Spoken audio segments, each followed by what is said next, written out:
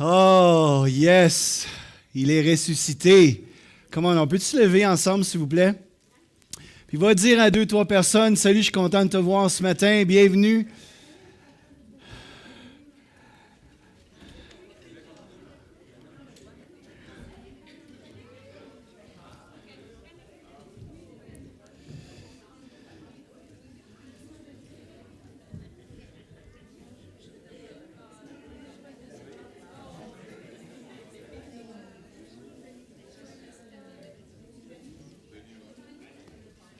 Hey! Content de te voir ce matin.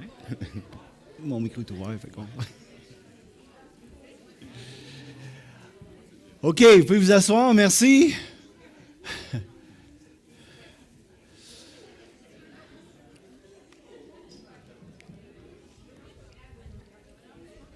As-tu ma diapo, Jacques? Oui. Donc, joyeuse Pâques tout le monde. Juste prenez vos places, s'il vous plaît.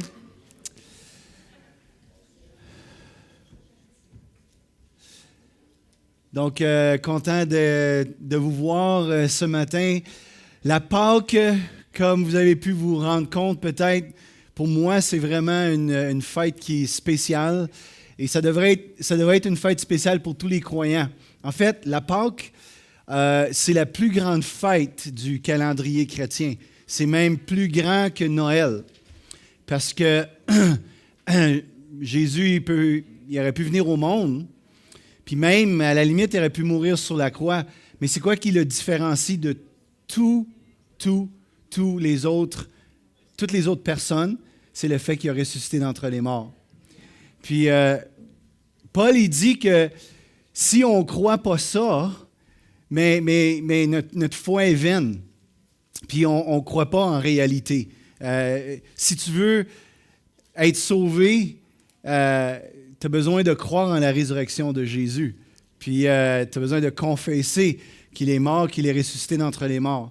Puis donc pour nous, en tant que croyants, la résurrection de Jésus, c'est fondamental. Puis on a besoin de s'arrêter sur ça, puis de méditer sur cet événement historique qui a changé justement l'histoire. Puis dans les années passées, j'ai souvent apporté des preuves de la résurrection. J'ai souvent apporté des choses.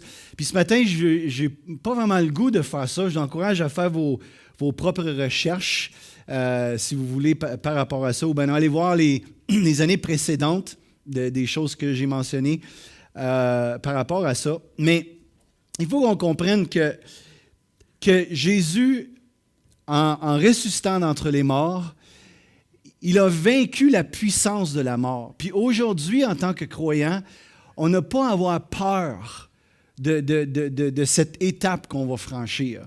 On sait où est-ce qu'on s'en va. Jésus est mort, il est ressuscité entre les morts. Il est venu nous dire comment accéder à la présence de Dieu, comment accéder, si vous voulez, à la gloire du Père.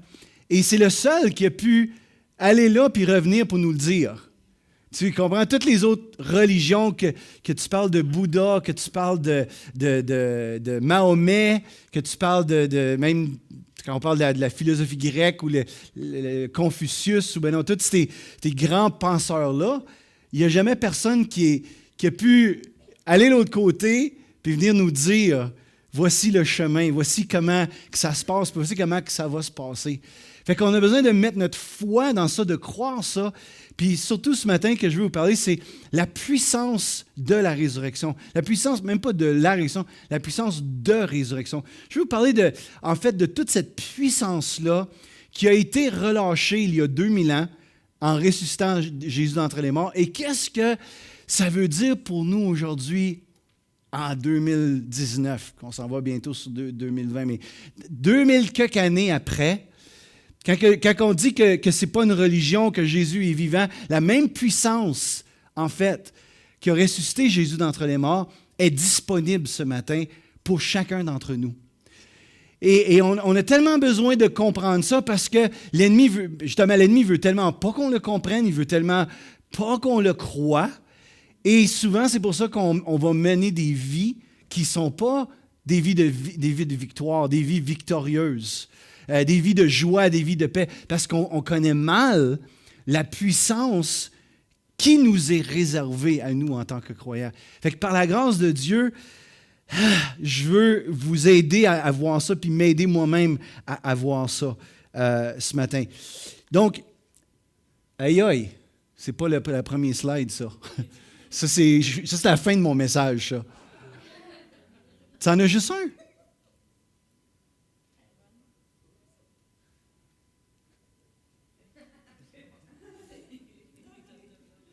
Ah, merci Jacques. Je me disais, c'est moi qui s'est trompé en faisant le transfert. Donc, la puissance de résurrection.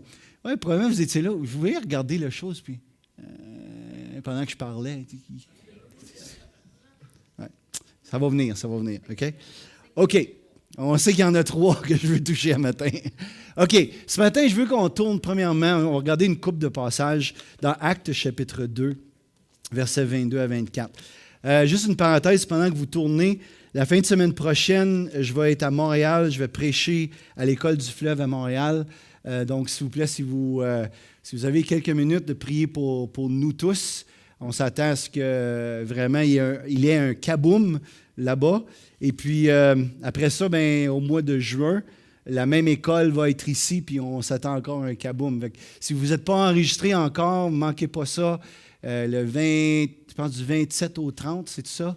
27 au 30 juin, notre école du fleuve. Puis aussi, j'oubliais, prier pour nos jeunes qui sont à Freshwind en fin de semaine. Puis on a reçu un texto ce matin, on a parlé à Michael un peu tout au long de la fin de semaine, mais ils ont été blastés en fin de semaine. Yeah! Donc, moi, j'ai dit, ouais, les jeunes, amenez le feu parmi nous autres, nos vieilles bûches, là, les vieilles bûches, puis qu'ils puissent nous allumer encore.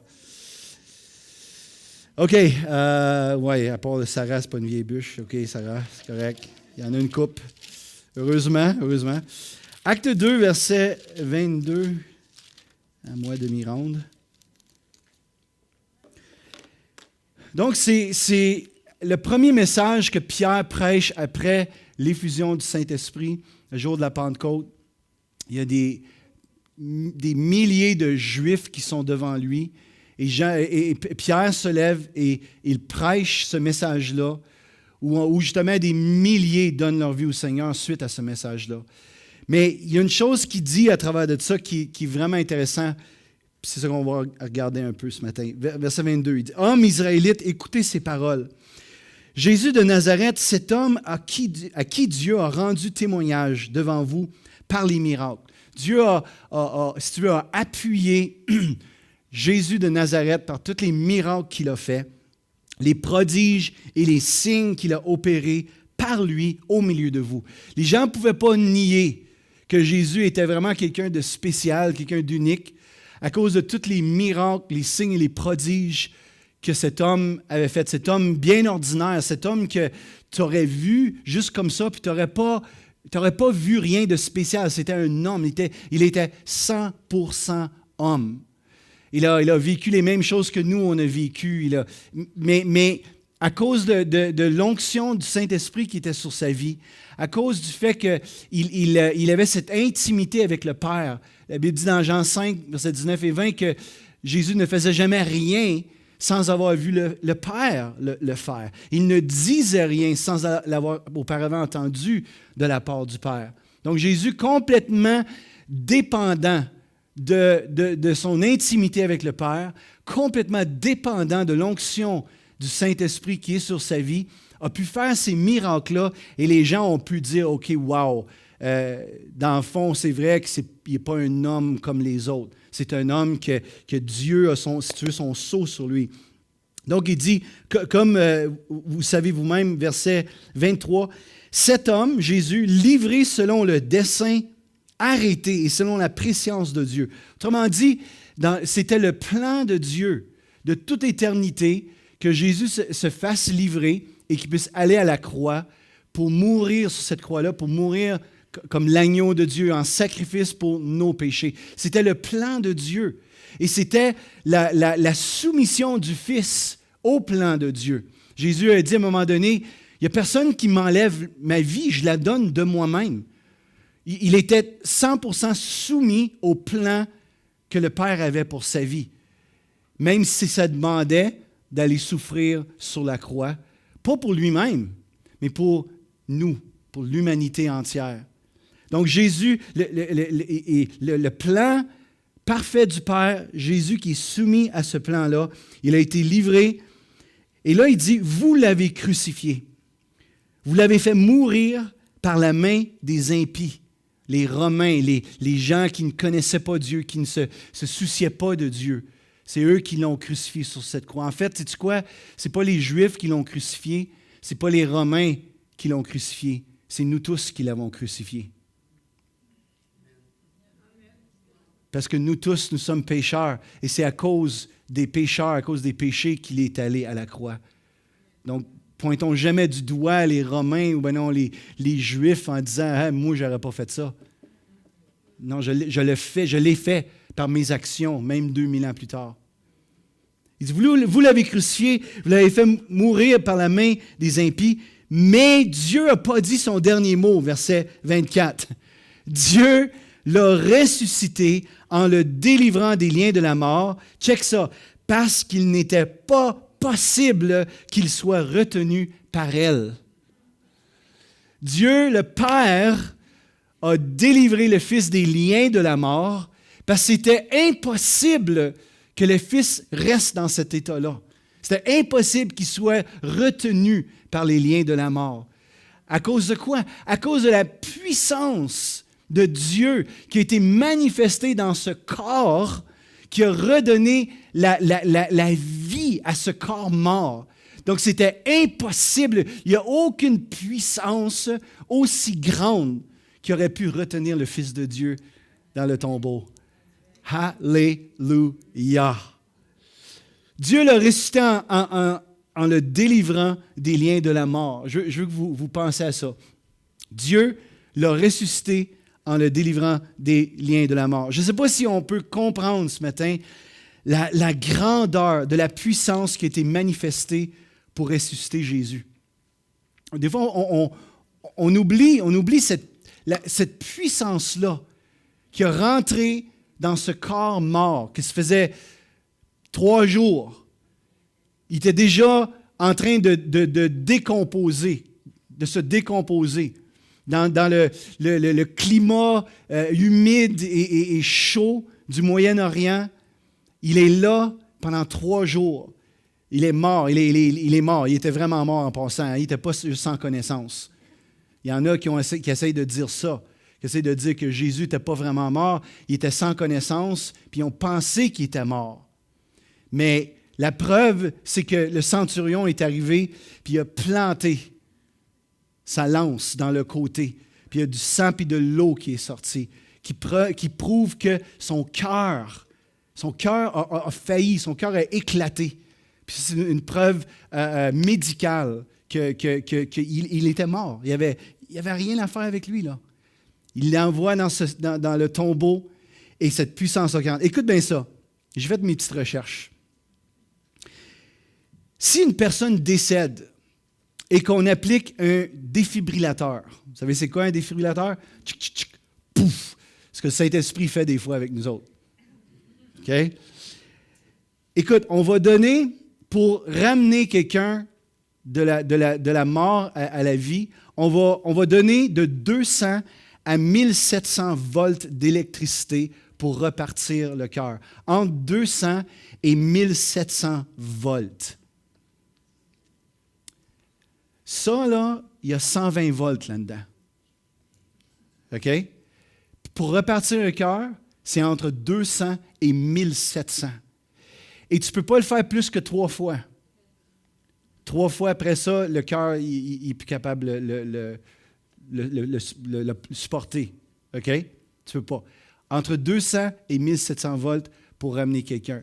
Et en plus, à moins d'un miracle de Dieu réellement, tu as vraiment un court laps de temps pour ranimer un cœur. Tu ne peux pas attendre une journée. Tu comprends-tu? Quelqu'un qui meurt le matin, Le soir, tu ne peux pas apporter un défibrillateur puis essayer de le ranimer. Je ne sais pas comment, c'est pourquoi la fenêtre, s'il y en a qui le savent, mais la fenêtre n'est pas grande. OK? Une couple d'heures peut-être, en tout cas, OK? Bon, imagine, comme je viens de dire. Puis en plus, c'est que ça ne fonctionne pas toujours. En plus, même quand les conditions sont bonnes, quand tu es dans la bonne fenêtre d'opportunité, quand tout est là, puis des fois, le cœur ne revient pas à la vie. Mais Jésus, ça faisait 3 jours qu'il était mort. Ça faisait 3 jours. T'as-tu pensé la puissance de Dieu qui est entré dans ce tombeau-là, qui a roulé la pierre, qui pesait des tonnes? Il a roulé la pierre, il est entré dans le corps de Jésus, qui a redonné vie, Charlina, qui a redonné vie à toutes les cellules qui étaient mortes, puis qui étaient en train de décomposer, puis qui étaient en train de décomposer les autres cellules qui étaient à côté de ces cellules-là. La puissance qui est rentrée dans son corps. Moi, je vous dis, là, je veux louer le DVD quand je vais arriver au ciel. Je veux le voir de cet événement-là. De voir, je ne sais pas, cette gloire, cette lumière, cette force, cette puissance rentrer dans le tombeau. Jésus qui est là, puis comme revenir à la vie, puis se lever, là, puis I'm back. Tu sais, Jésus, il aurait pu dire ça sur la croix, hein? I'll be back. Quelle puissance! Puis quand on y pense, évidemment, c'est rien pour Dieu, ça.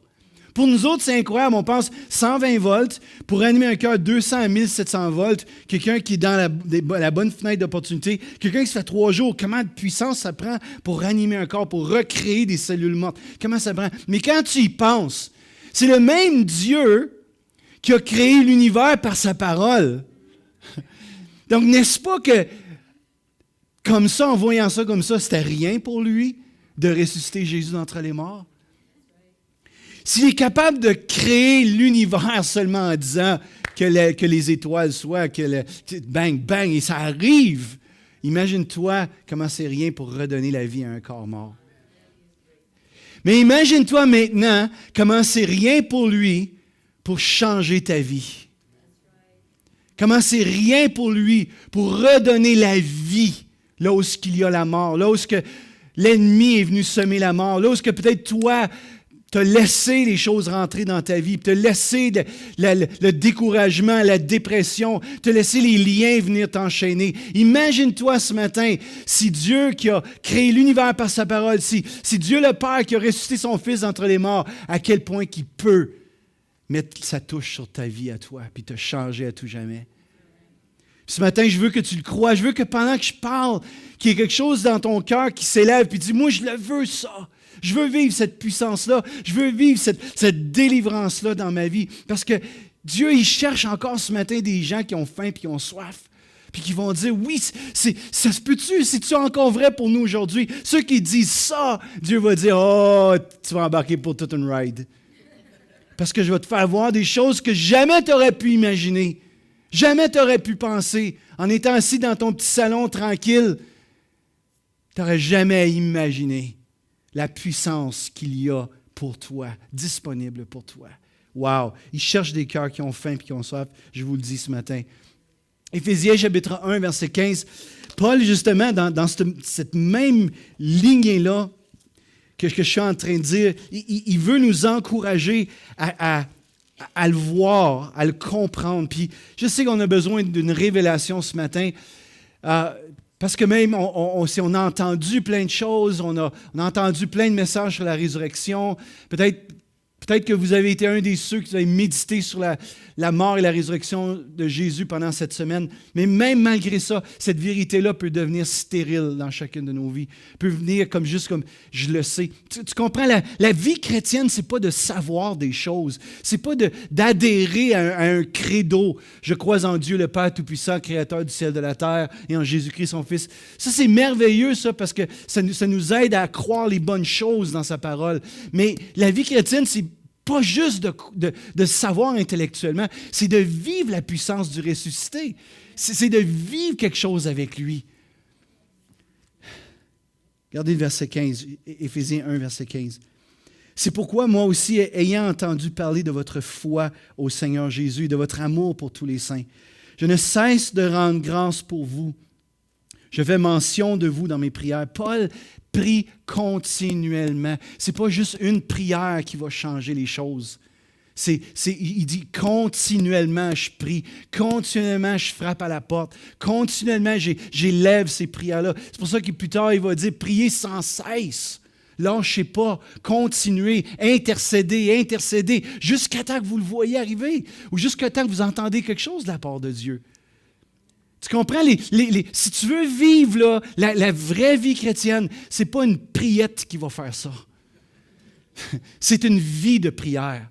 C'est une consécration, c'est une dévotion envers lui. Fait que c'est pour ça que Paul il dit, j'arrête pas de prier pour vous, parce qu'il veut voir les Éphésiens rentrer dans toute leur destinée. Il veut les voir, justement, vivre quelque chose avec le Seigneur.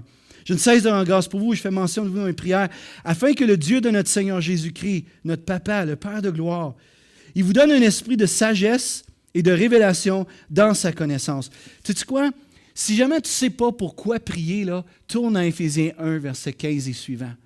Ça, là, c'est une prière tellement, tellement puissante. Quand tu ne sais pas pourquoi prier pour l'Église, pour tes frères et tes sœurs, tourne dans Éphésiens 1, verset 15. OK, Seigneur, sais-tu quoi? Je veux prier pour que mes frères et mes sœurs puissent avoir un esprit de sagesse, de révélation dans ta connaissance. Donne un esprit de sagesse et de révélation, qu'ils puissent comprendre, qu'ils puissent le vivre, qu'ils puissent expérimenter. C'est ça que Paul prie ici. Qu'il illumine, verset 18, les yeux de votre cœur, qu'il ouvre les yeux de votre cœur pour que vous puissiez le voir. Tu sais, là, comme... Combien ça vous est déjà arrivé qu'il y avait quelque chose devant vous tout au long, mais à un moment donné, tu le lis, puis mais tu l'avais déjà lu. Tu l'avais déjà lu, mais c'était là tout au long. Tout au long de ta vie, c'était là. Mais à un moment donné, c'est comme tes yeux se sont ouverts. Hein? Ça nous est arrivé avec ça, avec la révélation du cœur du Père. C'était tout le temps là, ça a toujours été là. Avec la grâce de Dieu, ça a toujours été là. Mais à un moment donné, nos yeux se sont illuminés. On a vu. Puis des textes qu'on avait lus 1001 fois auparavant, on les avait jamais vus à cette lumière. De voir que c'était le Père, de voir comment le Père était tellement bon, mais qu'il était tellement merveilleux. Mais c'est la même chose avec la puissance de Dieu. C'est la même chose avec la puissance de la résurrection ce matin. Vous allez voir où ce que Paul s'en va avec ça. Je prie que vous ayez un esprit de révélation, de sagesse dans sa connaissance, qu'il illumine les yeux de votre cœur. Bon, puis regardez ça pour trois choses. Trois choses que Paul veut qu'on catch. 1. Pour que vous sachiez quelle est l'espérance qui s'attache à son appel. Pour que vous sachiez quelle est l'espérance qui s'attache à notre appel. Pour que vous sachiez quelle est l'espérance qui s'attache à notre appel. C'est quoi notre appel? C'est tout simplement d'être des enfants de Dieu. L'appel d'être des fils et des filles de Dieu. Paul, il veut que tu catches, que tu allumes l'espérance qui s'attache à ça. L'espérance qui est comprise dans cet appel-là. Quand tu réponds à cet appel-là, oui, je veux être un fils de Dieu, il y a toute une espérance, tout un héritage d'espoir qui s'accompagne avec ça. Puis je n'ai même pas le temps de rentrer là-dedans. Mais toute l'espérance qu'on a en tant que fils et filles de Dieu, wow! Quand tu es déprimé et quand ça ne va pas bien, arrête-toi à penser à l'espérance qui est comprise dans l'appel qui t'est adressé. Hey, je suis sauvé! Hey, je m'en vais pour l'éternité avec lui. Hey, hey, hey! Hey, hey, hey! Puis Paul, il dit, je veux que vous catchiez, je veux que vous ayez cette révélation, que vous le saisissiez dans le fond de votre cœur. La première chose, et on continue, il dit, deuxièmement, quelle est la richesse de la gloire de son héritage qu'il réserve aux saints? La richesse de la gloire de son héritage. Notre héritage qu'on a en tant que fils. Tu sais comment ça marche, hein? Tu sais comment ça marche? Parce que quand tes parents décèdent, habituellement, il y a un testament. Et habituellement, tu lis le testament et les choses qu'eux ont acquis durant leur vie te reviennent si tu es un fils légitime. Si tu es un fils légitime, qu'est-ce qui s'apprend? Ça prend. Puis le fils légitime, si le père est riche, qu'est-ce qui se passe avec le fils légitime? Il devient riche. Il devient riche pourquoi? Parce que c'est son héritage. Parce que c'est son père qui est riche. Est-ce que lui a fait quelque chose pour ça? Je vais vous entendre. Il n'a rien fait, non? La seule affaire qu'il a faite, oui, il est venu au monde dans bonne famille. Right? Il est venu au monde dans bonne famille. Mais tu sais quoi? J'ai une bonne nouvelle pour vous ce matin. On a un père qui est méga immensément riche. Méga immensément riche. La Bible dit que la terre et tout ce qu'elle renferme lui appartient. C'est le roi des rois, c'est le Seigneur des seigneurs. Tout l'argent, toute la gloire, tout lui appartient. Puis j'ai une autre bonne nouvelle. On a un testament. Êtes-vous déjà posé la question pourquoi on appelle ça Ancien Testament et Nouveau Testament? Parce qu'il y a quelqu'un qui est mort. Puis il nous a légué un héritage qu'on peut lire dans le Testament. Come on! Puis là, tu commences à lire, puis tu commences à tomber sur toutes ces choses incroyables qui te sont réservées, tout simplement parce que tu es né de nouveau dans la bonne famille. Come on, je suis content que tu es content. Et tu lis ça, et tu tombes sur des promesses, et des promesses, et des promesses. Et c'est écrit que toutes ces promesses-là, elles sont oui, et amen en Jésus. Jésus qui est mort, ressuscité d'entre les morts, qui a de son propre sang a signé le testament. Il a dit oui, c'est ça que j'ai pour mes enfants. La Bible dit que Dieu va nous donner toutes choses avec le Fils. On est héritier avec lui, on est co-héritier avec lui. Quelqu'un aidez-moi. Je veux que tu le crois ce matin. Je veux que tu sortes de ce lieu puis tu réalises que tu as un héritage, que tu n'as pas besoin de vivre dans la maladie, tu n'as pas besoin de vivre dans la défaite, tu n'as pas besoin de vivre dans la pauvreté financière. Tu as un héritage. Tu es un fils. Si tu es né de nouveau, tu es un fils. Réclame ton héritage ce matin. Réclame-le ce matin. Pas parce que tu es orgueilleux, pas parce que tu es... Non, mais parce que je suis un fils. Papa, je suis un fils. J'ai pas besoin de vivre dans la pauvreté. Que ce soit brisé sur ta vie, ça, ce matin. Parce que tu es un fils, tu es une fille. Tu es malade ce matin. Jésus-Christ est mort sur la croix pour payer pour tous nos péchés, mais pour nos maladies aussi. Il a porté ça. Puis puisque je suis un fils, j'ai besoin de... Tu comprends? C'est pas là comme, il faut que je fasse des efforts. Non, c'est, je suis un fils. Papa, j'ai le goût d'avoir mon héritage. Puis ça ne dérange pas, ça. Parce qu'il est mort, puis il est ressuscité d'entre les morts. C'est à nous. C'est à nous. Amen, ce matin.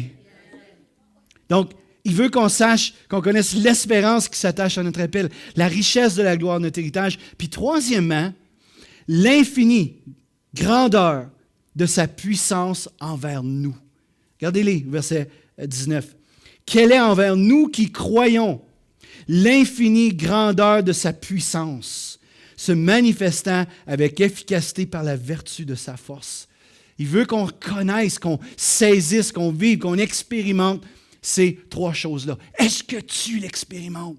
Est-ce que tu le connais ce matin? Est-ce que tu connais ces choses-là? C'est-tu réel pour toi?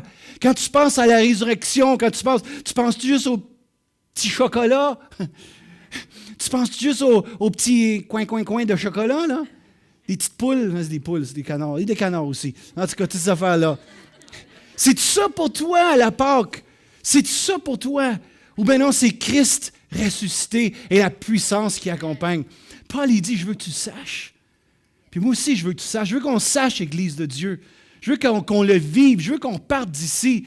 Puis s'il y a une situation qui est devant nous, là, comme non, on n'accepte pas ça, on ne tolère pas ça, parce qu'on est des héritiers de la puissance de Dieu.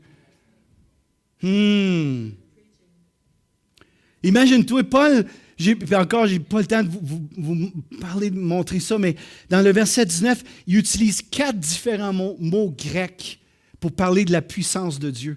Il y a 4 mots dans le verset 19. C'est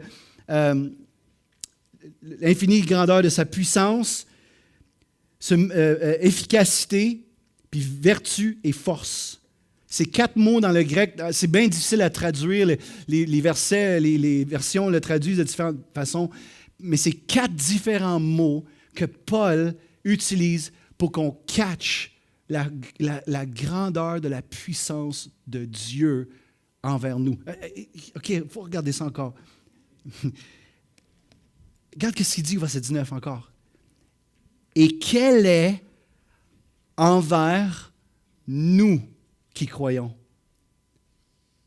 Envers nous qui croyons. Quelle est cette grande puissance envers nous qui croyons? Tu as besoin de la foi. Tu as besoin de croire. Tu as besoin de croire que ça, c'est réel. Évidemment, tu as besoin premièrement de croire que Jésus est mort, ressuscité entre les morts. Tu as besoin de croire qu'il est le substitut pour ta vie, puis que tu as besoin de croire en son pardon. Tout ça, oui. Mais tu as besoin de croire qu'il a cette puissance-là qui s'en vient envers toi, vers toi. Imagine-toi donc un instant, tu es le récipiendaire, tu es le bocal, tu es le réservoir de toute cette puissance-là. La seule chose que tu as besoin de faire, c'est de croire. Croire. C'est envers moi. En passant, c'est pas moi qui le dis, là. C'est comme Lynn a dit, c'est pas moi qui ai dit ça. Tantôt avec la... Mais moi, je me dis pareil comme Lynn. C'est pas moi qui dis ça, mais je suis d'accord. Quelle est cette immense puissance envers nous qui croyons? Est-ce que ta foi est en train d'être stimulée ce matin? Dis à personne à côté de toi, laisse ta foi être stimulée.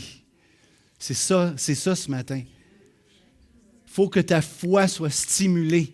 Tu as besoin d'entendre ça puis de le croire. OK. Philippiens chapitre 3, versets 7 à 11. On tourne un peu plus à droite.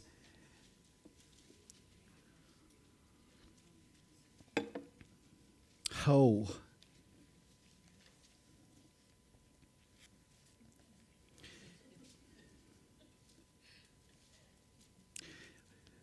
Donc, Paul est en train de dire ici que tout en fait, ce qui le qualifiait devant les hommes, qu'il était un juif, qu'il était un pharisien zélé pour la loi, toutes ces choses-là qui lui donnaient une prestance devant les hommes de son époque, il dit qu'il a abandonné toutes ces choses-là pour Jésus.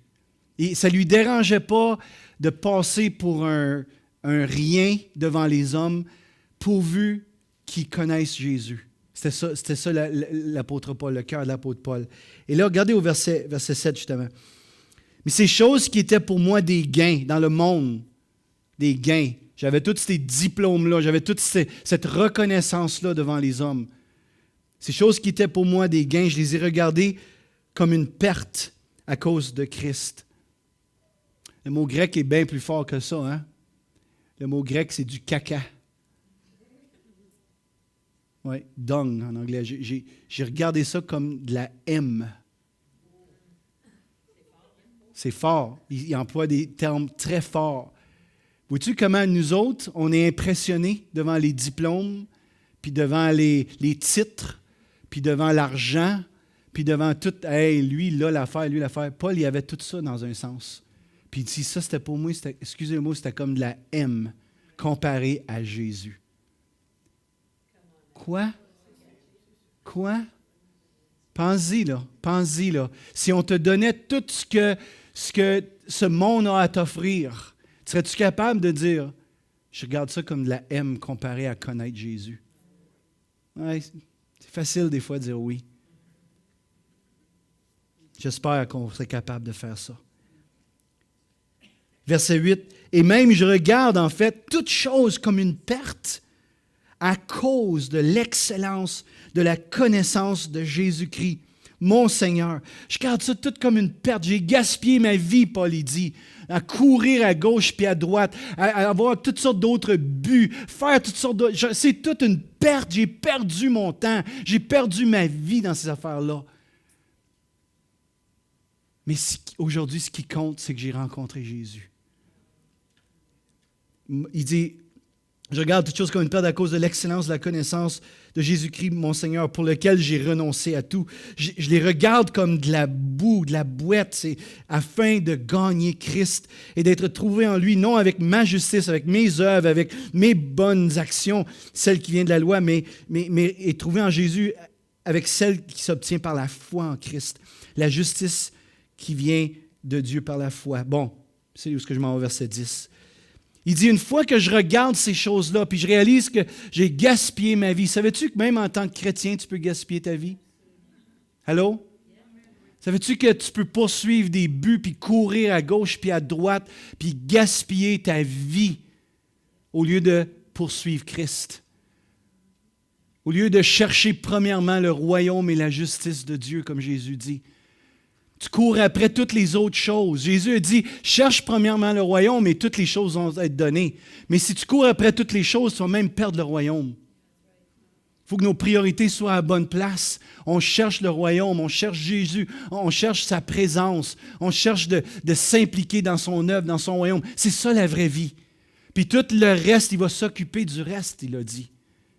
Il dit, même Jésus a dit en Matthieu 6, ça c'est les païens qui cherchent ces choses-là. Le vêtement, la nourriture, c'est les païens qui s'inquiètent, c'est les gens qui ne connaissent pas Dieu. Puis malheureusement, tu peux être chrétien puis vivre comme des gens qui ne connaissent pas Dieu parce que tes priorités ne sont pas à bonne place. Wow! Fait que Paul, il dit, non, moi, j'ai tout fait ça. Fait que, après que j'ai tout abandonné ça, après que non, moi, c'est Jésus, il va dire au verset 10, « Ainsi, je connaîtrai Christ. » Et la puissance de sa résurrection. Wow! Quoi, Paul, il ne connaissait pas Christ? Mais oui, Paul, il connaissait Christ. Mais tu peux connaître Jésus, puis tu peux connaître Jésus. Je ne sais pas si vous savez ce que je veux dire. Tu peux connaître Jésus comme ce personnage historique, puis tu peux même être touché un peu par ce qu'il dit, puis être ému un peu. Tu vois un film sur la mort de Jésus, puis tout ça.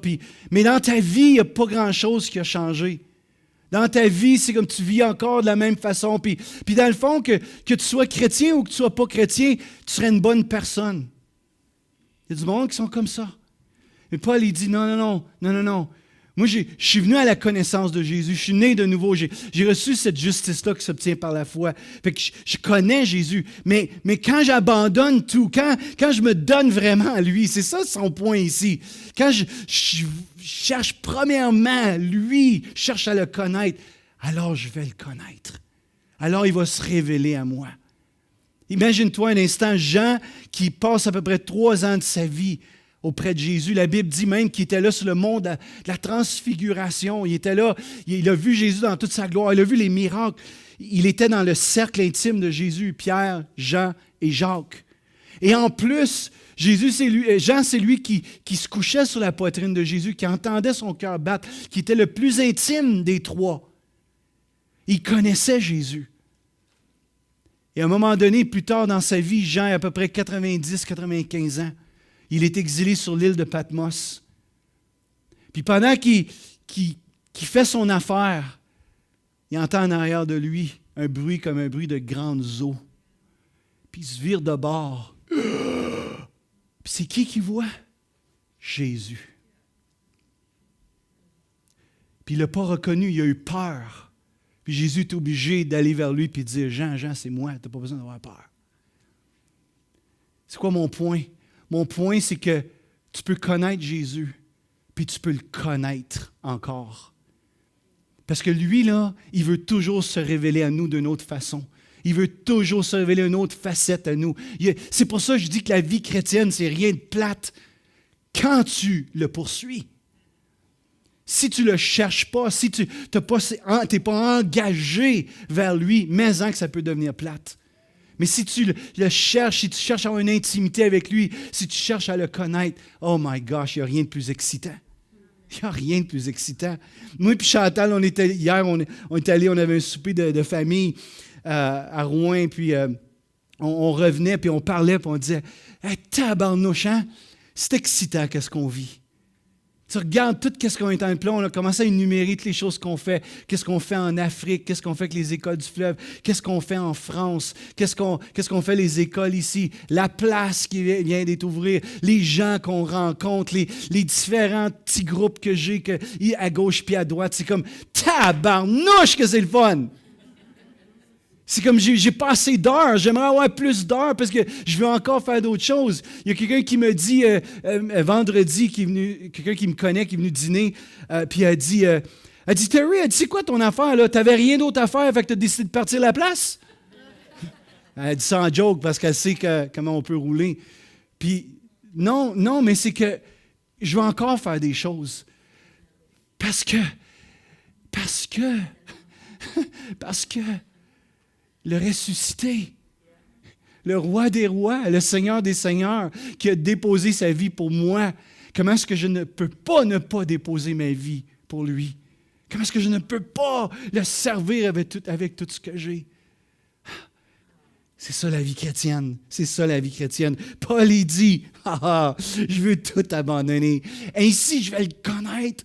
Et la puissance de sa résurrection. En tout cas, m'a dit quelque chose. Quand je lis ça, puis je m'arrête là-dessus, là, s'il y a un gars qui connaissait la puissance de la résurrection, me semble c'est Paul. Me semble le dude, il rentre dans une ville, mon gars, la ville n'est plus la même. Me semble le gars, il arrive, puis il impose les mains aux malades, les malades sont guéris, il chasse les démons, il voit, bang, bang, bang. Mais à un moment donné, arrive dans sa vie, il dit, je veux connaître la puissance de sa résurrection. Qu'est-ce que ça me dit, ça? Même chose qu'avec Jésus. Il y a toujours plus. Il y a toujours plus. Le niveau de connaissance que j'ai de Jésus, là, j'aime ça au bout, là, mais il y en a plus. Le niveau de puissance que je vis, oh my, je sais qu'il y en a plus. Je veux pas arrêter, je veux pas arrêter de prier, je veux pas arrêter d'avancer, je veux pas arrêter de m'engager tant que je vois pas toutes les personnes pour lesquelles je prie être guéries.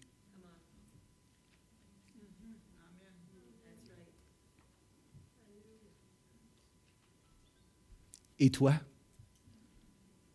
T'as-tu arrêté? T'es-tu mis sur le neutre? T'es-tu mis sur le parc? T'as-tu fermé le moteur? Et toi, où est-ce que tu es ce matin? Où est-ce que tu es ce matin?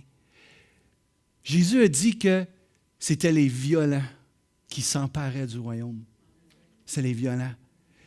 Sais-tu où est-ce que tu as besoin de te faire plus violence? C'est envers toi-même. Parce que toi-même, là, ta chair, là, peut-être qu'elle écoute ça ce matin et elle dit « Ouais, il flyait un matin, lui, là. Pour moi, là, il n'a pas pris son café, il aurait dû en prendre un. » Ou ben non, il a trop pris de café. Tu comprends ce que je veux dire? Paul n'a jamais arrêté de chercher la face de Dieu tout au long de sa vie, parce qu'il savait qu'il y en avait plus. Hey, j'aime ça comme c'est écrit dans la parole de vie, le verset 10. La seule chose que je veux, c'est connaître le Christ et connaître la puissance qu'il a fait se lever de la mort. Oh, ça pourrait-tu, Saint-Esprit, tu pourrais-tu faire brûler ça dans nos cœurs, le marquer au fer rouge? La seule chose que je veux, c'est connaître Jésus, puis connaître la puissance qu'il a fait se lever de la mort. Je veux connaître cette puissance-là. Hey, imagine-toi si tu marchais dans la puissance de résurrection.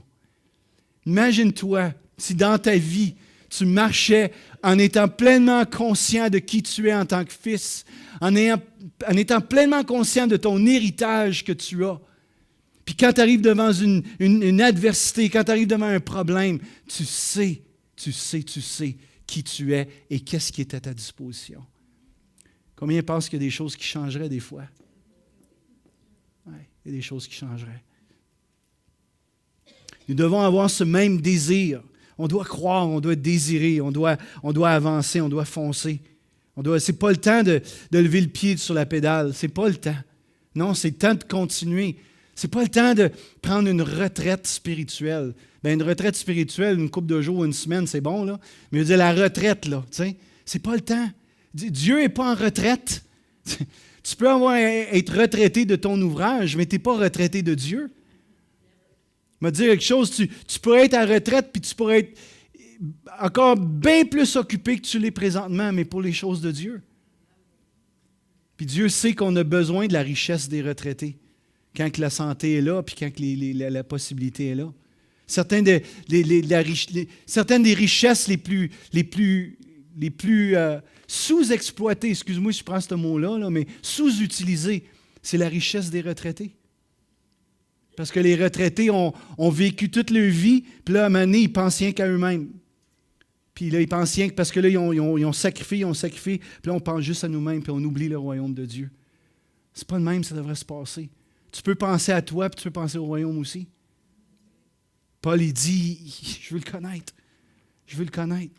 Pas juste quand j'ai 20 ans, pas juste quand j'ai 40 ans, mais je veux le connaître, puis je veux connaître la puissance de sa résurrection. Amen. OK, Terry. Avance. Oui, chef. Bon, là, finalement, on arrive à mon introduction. Parce que c'est bien beau de savoir tout ça, mais il faut qu'on s'arrête pour dire c'est quoi l'application pratique pour ma vie. Qu'est-ce que ça veut dire pour moi aujourd'hui qu'il y a cette puissance-là qui est disponible? Mais il y a 3 domaines, puis il y en a bien plus que ça, là, mais je veux cibler ça ce matin pour nous. Il y a 3 domaines où le Père veut manifester la même puissance de résurrection. Tout au long que je vais parler, je veux que tu réalises, c'est la même puissance qui a ressuscité Jésus entre les morts. Il veut la manifester dans 3 domaines de nos vies. Puis la première, c'est sur le péché. La première, c'est sur le péché.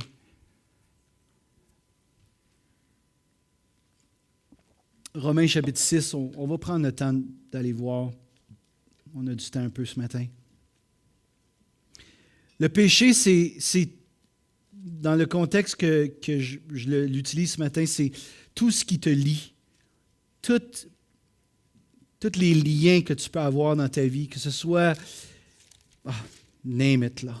Que ce soit la drogue, que ce soit l'alcool, que ce soit la sexualité, la pornographie, que ce soit la jalousie, que ce soit tous les liens que tu as, des affaires qui se passent en dedans de toi, puis que tu n'es pas capable de te libérer de ça. Tu as envie d'aller à la toilette? Romains 6, verset 3. Ignorez-vous que nous tous qui avons été baptisés en Jésus-Christ, c'est en sa mort que nous avons été baptisés? Nous avons donc été ensevelis avec lui par le baptême en sa mort, afin que, comme Christ est ressuscité des morts par la gloire du Père, de même nous aussi, nous marchions en nouveauté de vie. En effet, si nous sommes devenus une même plante avec lui, c'est-à-dire si on est unis avec lui par la conformité à sa mort, nous le serons aussi par la conformité à sa résurrection. Sachant que notre vieil homme a été crucifié avec lui, afin que le corps du péché soit réduit à l'impuissance, pour que nous ne soyons plus esclaves du péché. Quand j'ai donné ma vie à Jésus, je ne réalisais pas tout ce qui s'est passé. Mais je vais juste vous donner une petite fenêtre, ouvrir une petite fenêtre là-dessus. Quand tu as donné ta vie à Jésus, si tu l'as fait avec sincérité, si tu as réellement mis ta foi en Jésus, tu as été totalement uni avec Jésus il y a 2000 ans lorsqu'il était sur la croix. Quand tu y penses, là, quand tu regardes un film de Jésus de Nazareth qui est en train d'être crucifié puis mourir sur la croix, si tu es né de nouveau ce matin, tu étais là avec lui. C'est toi qui es en train de mourir avec Jésus. Je suis totalement identifié avec Jésus. Le vieux Terry est sur la croix avec lui. Il meurt, enseveli, fini. C'est qui ressort de là? C'est un nouveau Terry. c'est c'est une nouvelle créature. La Bible dit 2 Corinthiens 5, 17, si quelqu'un est en Jésus, il est une nouvelle créature. Est-ce que tu réalises ça ce matin? Tu es une nouvelle personne. Arrête de retourner au tombeau pour ressusciter le vieil homme. Parce que toutes tes chaînes, toutes tes dépendances, ils sont là dans le tombeau avec le vieil homme. Ils sont là. Toi, tu es ressuscité en nouveauté de vie. C'est la puissance et la vie de résurrection qui anime ta vie. Tant aussi longtemps que tu vis en accord avec cette vie. Mais comme j'ai dit, le problème, c'est qu'on passe notre temps au tombeau. Puis on ressasse nos dépendances, puis on ressasse nos vieilles affaires. On oublie qu'on est mort, puis qu'on est ressuscité d'entre les morts. Fait que vois-tu, quand tu crois à ça, cette puissance-là devient évidente pour toi, devient réelle, devient manifeste pour toi. Qu'est-ce que tu fais lorsque tu es aux prises avec la tentation? Par exemple, admettons, je suis pogné avec n'importe quoi, là, puis la tentation est en avant de moi. Là. Qu'est-ce que souvent on fait? Souvent, on ne prend pas ce temps-là pour s'arrêter parce que toutes nos émotions et nos affaires sont attirées vers ça. Mais il faut qu'on trouve le moyen, trouver le moyen de prendre un recul, puis dire « Wow! » Ça, là, c'est le cadavre là, qui est attiré vers ça. C'est lui qui est attiré vers ça. Le nouveau Terry, là, il ne veut pas être là. Il ne veut pas être là. Fait que c'est qui que je vais suivre? Est-ce que je vais passer mon temps au cercueil? Ou bien non, je vais vivre dans la vie de résurrection qui est en moi. Et là, je crois, je m'arrête, je crois. Si je vis, c'est plus moi qui vis, mais c'est Christ qui vit en moi. Si je vis, si je suis encore debout là, ben c'est plus moi qui vis, c'est Christ qui vit en moi. C'est le Christ ressuscité qui vit en moi, puis qui me donne la force de dire non. Tu sais, on chantait « Je suis libre », là. C'est vrai, cette affaire-là. Je suis libre de dire non à ça. Tandis qu'avant, je n'étais pas libre, j'étais lié. Mais aujourd'hui, il faut que tu le crois. Tu dis, « Ah, je ne suis pas capable, je ne suis pas capable, je ne suis pas capable. » Non, tu es capable, tu es capable, tu es capable, OK? Pas toi, tu es capable, mais Jésus en toi. Jésus en toi. Tu es capable de dire non à la drogue. Tu es capable de dire non à l'alcool. Tu es capable de dire non à tout ce que ce monde veut t'entraîner dedans. Tu es capable de dire oui à la vie. Dis oui à la vie. Le Père veut te rendre libre, veut nous rendre libres de tout ce qui nous empêche d'être libre et d'avancer dans la vie, si tu veux, dans notre destinée. Fait qu'il il veut manifester sa puissance sur le péché. Puis deuxièmement, dans nos pensées ou sur nos pensées. Parce que du monde, évidemment, les pensées nous amènent à poser des actions. Puis des gens ils vont faire toutes sortes de choses, mais ils sont juste liés par les pensées, ils ne sont pas capables. Puis je sais qu'il y en a des gens qui sont comme ça ici. On est juste harcelés par des pensées. Paul, il va dire dans 2 Corinthiens 10, on n'a pas besoin d'aller voir, mais il parle que les armes avec lesquelles nous combattons ne sont pas charnelles, mais elles sont puissantes. On parle de quoi ce matin? On parle de la puissance de résurrection. Elles sont puissantes par la force de Dieu, la vertu de Dieu. Pour renverser quoi? Des forteresses. Un système de pensée qui s'est établi dans nos pensées. Une structure de pensée qu'on a laissé rentrer, que l'ennemi a formé, que souvent a été bâti par des blessures et parce qu'on a cru des mensonges par rapport aux blessures. Et c'est comme ça que le système de pensée se fait. Les hommes, c'est tous des ci puis des ça. Mais comment tu as fait pour te rendre là? Parce qu'à un moment donné, il y a un homme qui n'a pas été correct avec toi, puis il t'a blessé profondément, il t'a offensé. Puis tu as cru un mensonge par rapport à ça. Le diable est venu, puis a semé un mensonge dans ta vie. Puis là, tu as commencé à croire, ouais, les hommes, garde-la.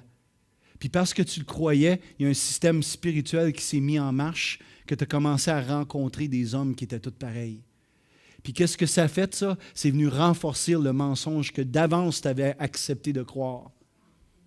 Fait que là, tu es pogné avec un système de pensée, une forteresse. Puis je vais aller plus loin. Tu sais quoi qui se cache dans cette forteresse-là? Je vais te dire tout de suite, c'est pas Dieu. C'est pas Dieu. Tu es harcelé, tu es harcelé. Puis à chaque fois, tu veux sortir de ça.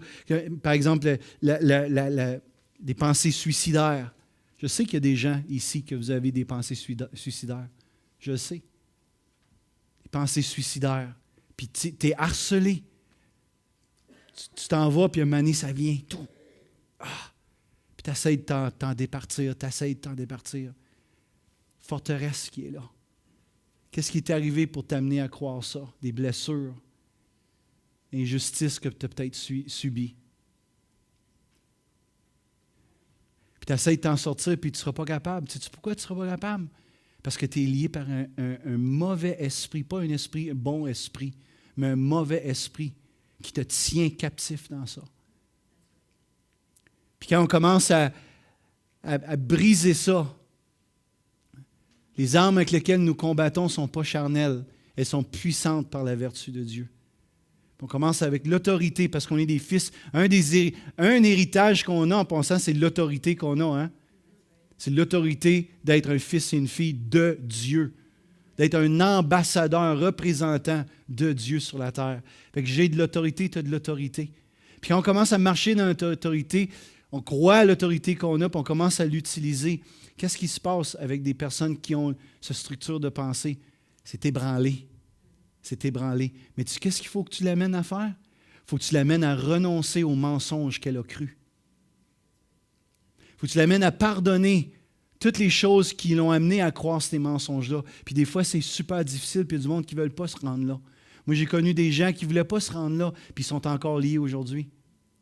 Ils ne veulent pas pardonner parce que ça fait trop mal. Mais il faut que tu ailles là. Il faut que tu ailles là, puis tu pardonnes, puis tu relâches la personne qui t'a fait ça. Puis après ça, il faut que tu te repentes de tous les mensonges que toi, tu as crus par rapport à ça. Tu sais quoi le mensonge? Le mensonge, c'est le ciment qui fait coller toutes les briques de cette forteresse. Et quand tu renonces au mensonge, le ciment est brisé. Puis le moment donné, tu prends autorité au nom de Jésus, puis la structure explose. Puis qu'est-ce qui reste là tout seul? Un petit mauvais esprit qui a peur. Puis là, tu dis, va-t'en. Puis c'est fini. On n'a pas besoin d'avoir peur de ça. Celui qui est en nous est plus grand que celui qui est dans le monde.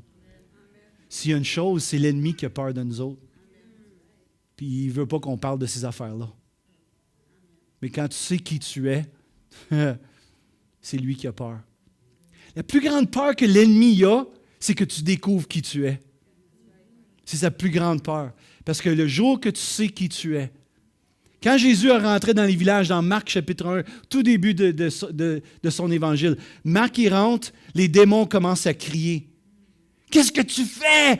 Qu'est-ce que tu fais ici, Jésus, fils de David? Je sais qui tu es. » Il capote. Capote. Vous irez lire chapitre 1 ou chapitre 2. Ils ont peur, ils ont peur, ils ont peur. Puis c'est la même chose avec nous. Ils ont peur qu'on commence à prendre l'autorité qu'on a de droit. Je reprends de droit, Lynn, ce que l'ennemi m'a volé. Tu es d'accord, hein? Parce que Lynn a composé un chant, vous vous souvenez? Souffle l'Esprit de Dieu. Je reprends de droit ce que l'ennemi m'a volé. Pardon? Là, c'est elle qui l'a dit, c'est vrai. OK. Écoute, tu es peut-être harcelé par des inquiétudes, des angoisses, des sentiments d'infériorité, une mauvaise estime et valeur de soi, la paranoïa. Moi, j'ai été pogné avec ça une année dans ma vie, la paranoïa, parce que je prenais trop de drogue. Non, sérieux, sérieux. Et j'ai été pogné avec la paranoïa. C'est vraiment pas cool. Il y a du monde qui sont pognés avec la paranoïa. Des pensées sexuelles. Tu essaies d'être pur, mais tu es bombardé par des pensées sexuelles. Tu as de la misère, tu vois une femme, puis tu veux pas, tu veux la voir comme une personne, tout ça, mais tu vois un objet sexuel. Ou un homme, les femmes aussi, ce n'est pas juste des hommes qui sont pognés avec ça. Des doutes, douter tout le temps de tout. Analyser, douter. Réalisez-vous que ça, c'est toutes des forteresses qui sont là. Mais la bonne nouvelle, c'est que Jésus est ressuscité d'entre les morts ce matin. Puis la même puissance qu'il a ressuscité peut détruire toutes les forteresses qu'on a. Yes! Puis je termine dernièrement sur l'ennemi tout court. Marc 16, ça, on va aller voir ça. Il veut manifester sa puissance sur l'ennemi. Vous comprenez ce que je veux dire? C'est pour vaincre l'ennemi, là. Marc 16, verset 17.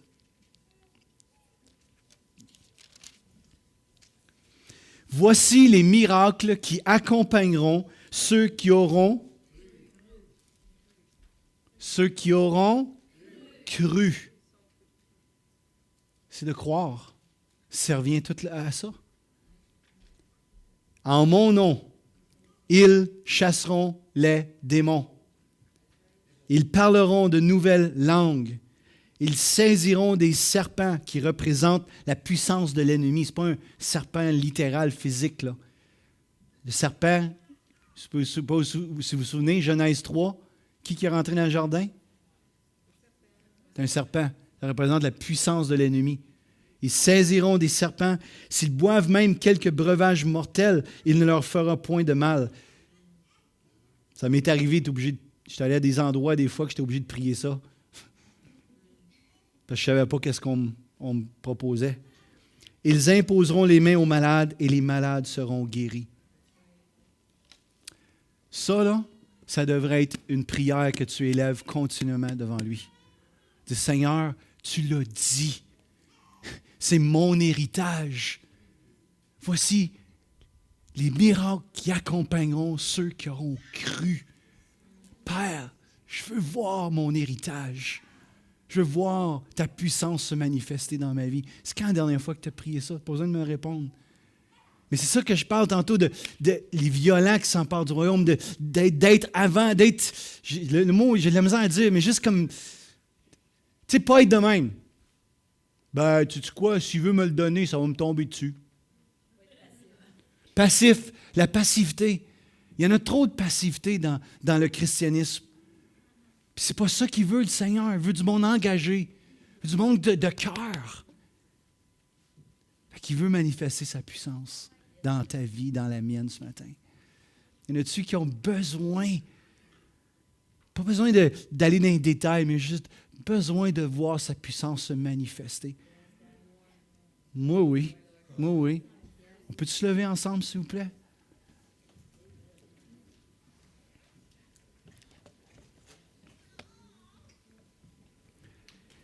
C'est toi ce matin, j'aimerais que tu puisses avancer parce que je veux prier pour toi. Je veux croire, m'accorder avec toi pour que la puissance de résurrection touche ta vie.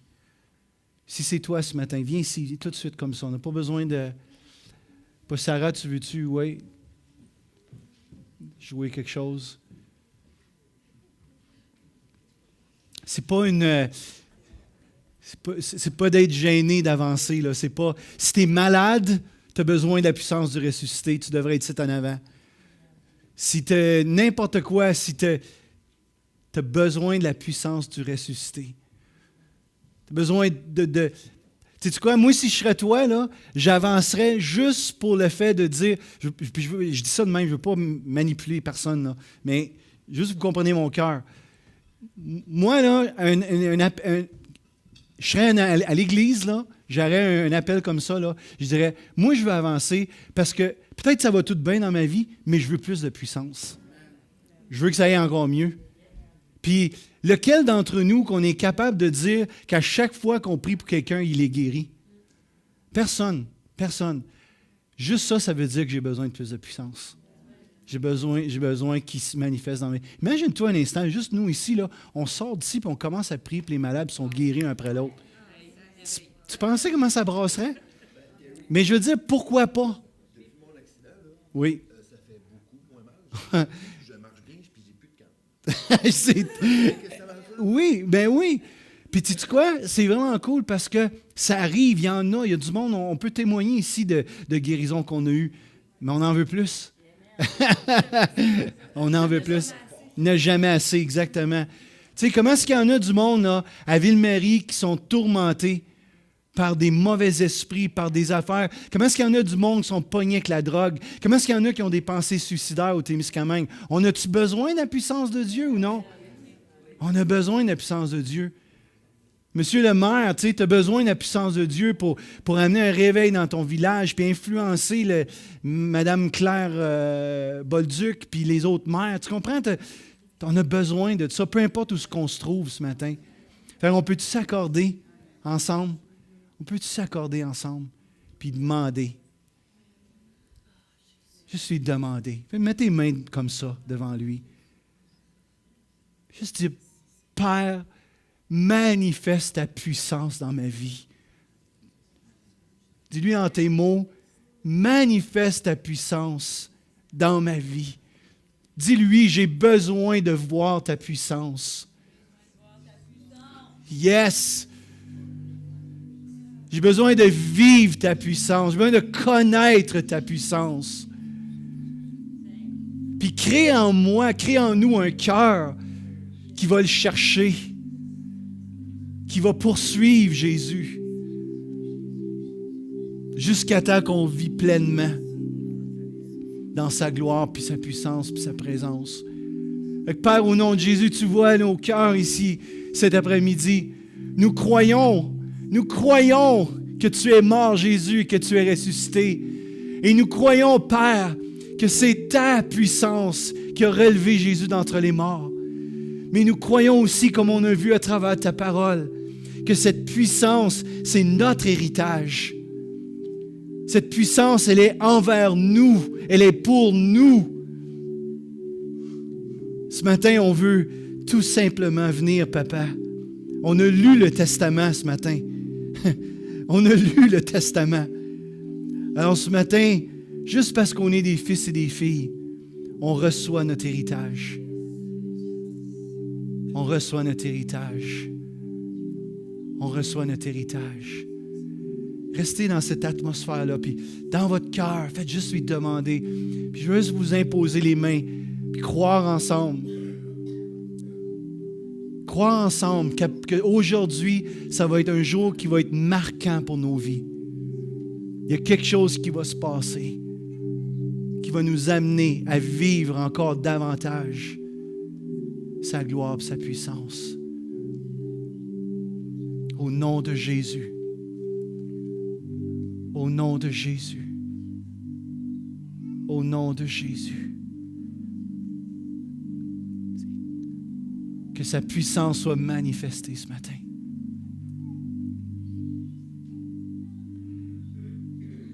Puis juste avant que tu chantes, Sarah, juste...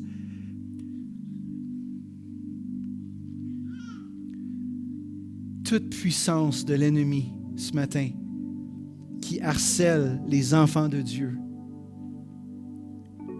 qui tient liés les enfants de Dieu avec l'autorité que Jésus tu nous as donnée. On dit, assez, c'est assez. Assez, c'est assez. Peut-être tu as besoin de le dire ce matin. Assez, c'est assez. Tu n'as aucun droit de jouer avec ma vie.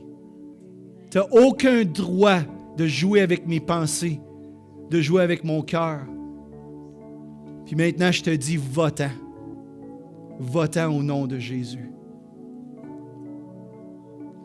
Tu n'as aucun droit de jouer avec les enfants de Dieu. Je te dis maintenant, va-t'en. Va-t'en.